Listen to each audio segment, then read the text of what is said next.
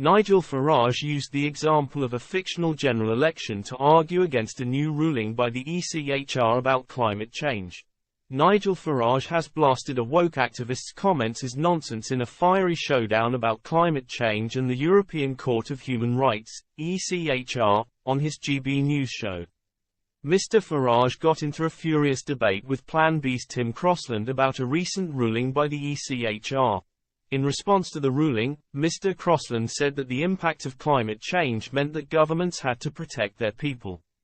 However, Mr. Farage disagreed. Mr. Farage explained his issues with the ruling by using an example of him winning a majority in the House of Commons in a fictional general election.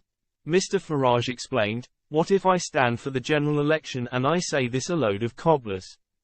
This is a complete load of nonsense. CO2 has nothing to do with global warming.